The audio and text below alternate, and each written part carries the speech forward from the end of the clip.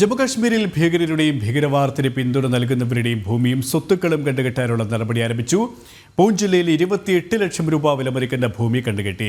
പാക് അധിനിവേശ ജമ്മുകാശ്മീരിലേക്ക് പലായനം ചെയ്ത നജാബ്ദീൻ, മുഹമ്മദ് ലത്തീഫ്, ടിക്കാ ഖാൻ എന്നിവരുടെ സ്വത്തുക്കൾ പിടിച്ചെടുത്തു. ഇവരുമായി ജിഷ്ണു ചേരുകയാണ്. ജിഷ്ണു, ഭീകരതയെ പിന്തുണയ്ക്കുന്നതിനെതിരെ അതിശക്തമായ നടപടികൾ തന്നെയാണ് തുടരുന്നത്, അല്ലേ?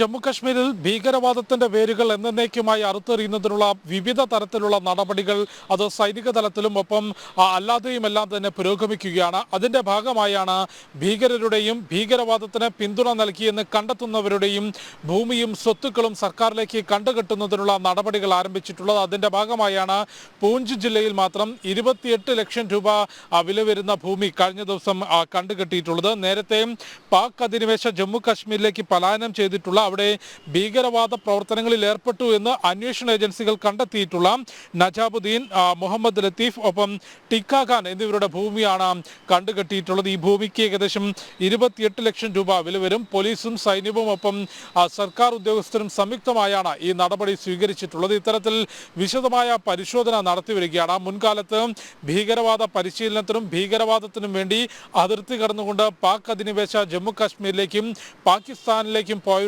വിവരങ്ങൾ ശേഖരിച്ചിട്ടുണ്ട്. അതുമായി ബന്ധപ്പെട്ട് അവർക്ക് നിലവിലുള്ള ഭൂമി സംബന്ധിച്ചുള്ള കണക്കെടുപ്പ് നടത്തുന്നുണ്ട്. അവരുടെയെല്ലാം തന്നെ ഭൂമി കണ്ടുകെട്ടുന്നതിനുള്ള നടപടിയാണ് സ്വീകരിച്ചു വരുന്നത്.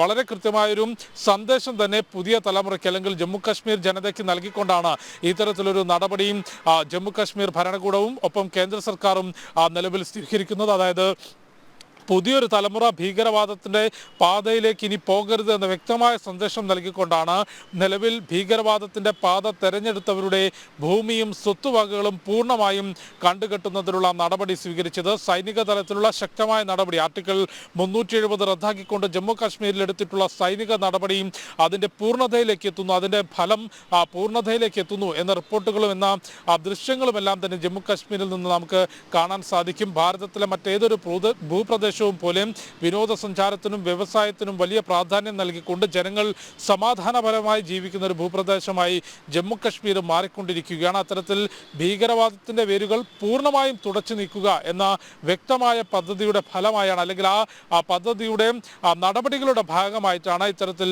ഭീകരരുടെയും ഭീകരവാദത്തിന് പിന്തുണ നൽകുന്നവരുടെയും ഭൂമിയും സ്വത്തുക്കളും കണ്ടുകെട്ടുന്നതിനുള്ള നടപടി പുരോഗമിക്കുന്നത്.